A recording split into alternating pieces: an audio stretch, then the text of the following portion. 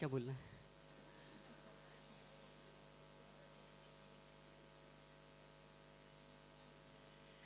शीत की धुंध में, तेज कड़ाके में, तेज कड़ाके की ठंड में, गहरे कोहरे में, ऐसे माहौल में भी जो सूर्य से तेज जैसे चमक रहे हैं, जिनका तेज सूर्य से भी अधिक चमक रहा है, उनके सामने में मैं क्या बोल सकता हूँ? हजारों हेलोजन लाइट का प्रकाश जिनके अंदर चमक रहा है, उनके सामने मैं एक फ्यूज बल्ब जैसा हूँ, मैं क्या बोलूँगा? बार बार महाराज जी हम लोगों से कहते रहते हैं बीच बीच में कि आप लोग जाया करो, प्रवचन करो, पर हमें कुछ आता ही नहीं। हम क्या करेंगे? हम क्या बोलेंगे? हम तो अभी केवल गुरु जी के पास, महाराज जी के पास केवल सीखने आए हैं। आचार्य श्री ने हमें अध्ययन और साधना करने यहाँ भेजा है। बोलने का काम तो महाराज जी का है। अभी आप लोग देख रहे थे, पूरे 4 महीना हो गया। 22 जुलाई जब से महाराज जी का, हमारा सबका प्रवेश यहाँ पर हुआ है, तब से महाराज जी ने पूरे जयपुर को हिला के रखा है। लोग उनको सुनने आते हैं, उनकी वाणी से प्रभावित होकर के लोग दूर दूर से उनके पास आते रहते हैं। अभी गायत्री नगर में जब 10 दिन का शिविर लग रहा था, तब सबने देखा है कि सुबह महाराज जी 2-2.5 घंटे सुबह, 2-2.5 घंटे दोपहर में और 1 घंटे पुनः शाम को देते थे। इतना विषय, इतना प्रमेय उनके पास है, वो हम क्या दे पाएंगे? पर चूंकि महाराज जी कह रहे हैं, उनके सामने मैं कैसे बोलूँ, कैसे क्या कहूँ? ऐसे महाराज जी जिनके लिए एक बार सतना में पिछली बार चातुर्मास था, सतना कमेटी के लोग आचार्य श्री के पास गए, तो आचार्य श्री सीधा उनसे कहते हैं, अरहम सागर कैसे हैं?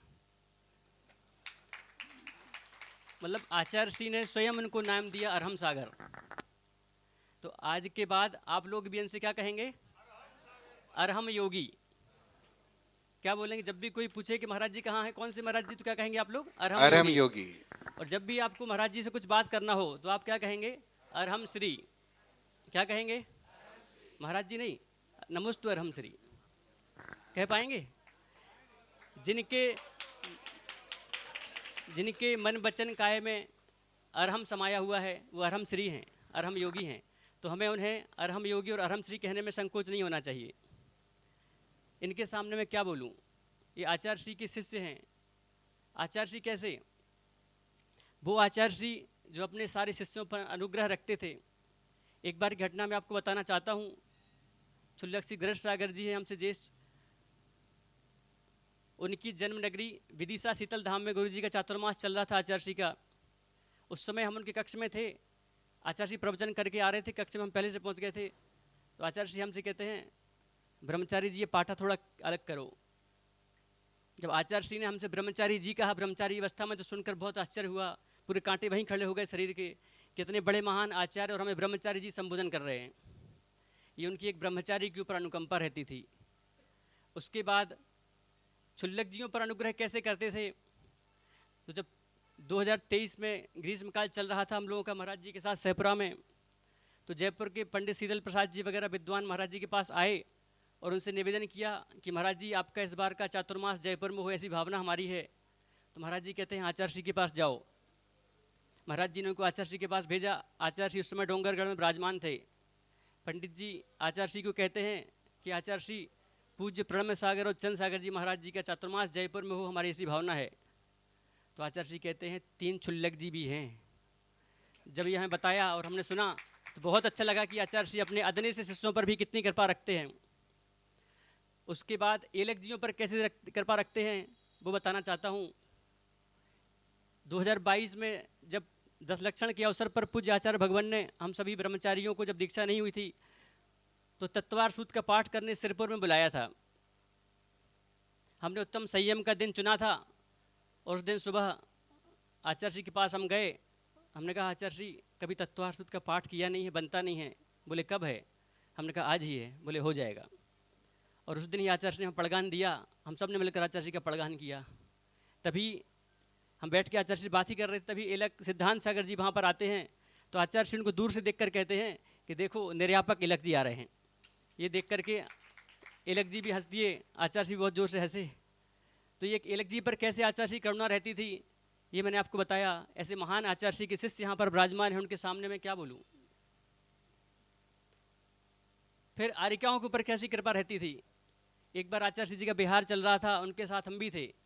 तभी कोई गांव के लोग आए और आचार्य जी को कहते हैं कि आचार्य जी, हमारे नगर में किसी का चातुर्मास हो, ऐसी हमारी भावना है। तो आचार्य जी कहते हैं गुरुमती जी को भेजा है, वो आ रही हैं। और फिर उनसे कहते हैं कि देखो बड़ी आरिका है, बहुत अच्छे से चातुर्मास कराना। तो ऐसी अपनी शिष्याओं पर, आरिकाओं पर कैसा अनुग्रह रखते हैं, ऐसे महान आचार्य जी की शिष्य हमारे सामने विराजमान है, उनके सामने मैं क्या बोलूँ। फिर मुनिराज पर कैसे अनुकंपा करते हैं।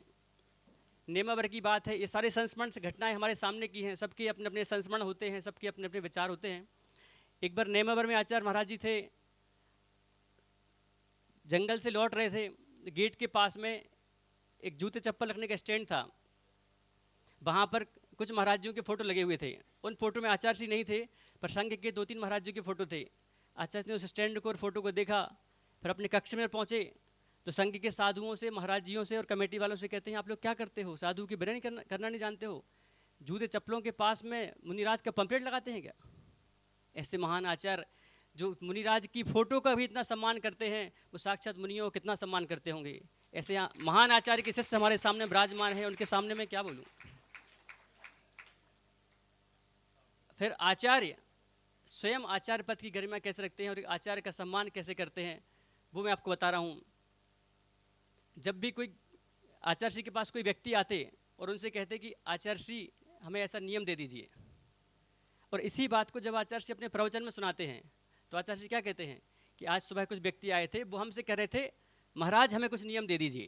मतलब आचार्य ने कभी स्वयं अपने मुख से ये नहीं कहा कि मैं आचार्य हूँ या आचार्य हूँ। और इसी की एक विशेष